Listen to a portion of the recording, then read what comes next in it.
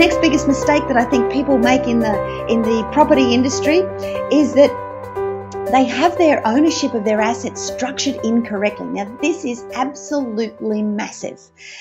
We are the second most litigated country in the world, and dear old New South Wales is the third most litigated state in the world. The areas where we have the highest claim rate come from business ownership, personal actions involving motor vehicles, and property ownership. Now, let me deal with some of those for you. Let's start with business first up. One of the biggest risks in business is underinsurance. I'll give you an example. I had a gentleman who had a sheet fabrication business, a metal fabrication business, and he used to make those air conditioning ducts in the big buildings. And he had a fire in his warehouse. Not a big fire, only caused about $80,000 worth of damage. Nobody got injured, any of that kind of stuff. But the thing was, when he lodged his claim, he was insured for $300,000. You'll think, great, his claim's only for $80,000. He's insured for $300,000, no big deal.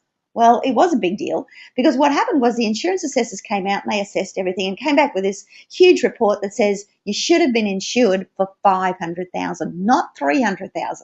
Now, he is $200,000 there underinsured. Now, put that into percentage terms, he's 2/5 underinsured. The 300 to the 500, you get that? Okay. So he's 2/5 underinsured. So what that means is when he lodges his claim for $80,000, they only pay 3/5 of the $80,000. But that's not where the story ends.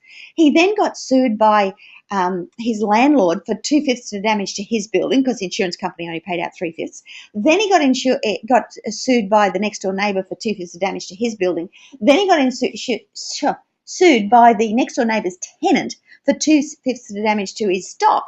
All in all of those 2/5 added up to about $120,000. Now look, if that fire had burnt down half the street, he would have been bankrupted.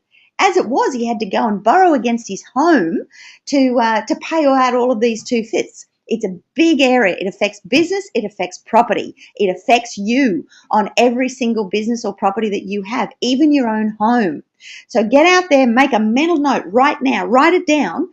Check out what you're insured for, because every one of your properties or business should be insured for at least replacement value. This is a really big thing, and I've had so many students come to me and say, oh, thank you. You've saved me, because this happened and that happened, and if I hadn't listened to you, I wouldn't have reviewed my insurance. Well, here's your opportunity. Get out there and do it right now. Write a note.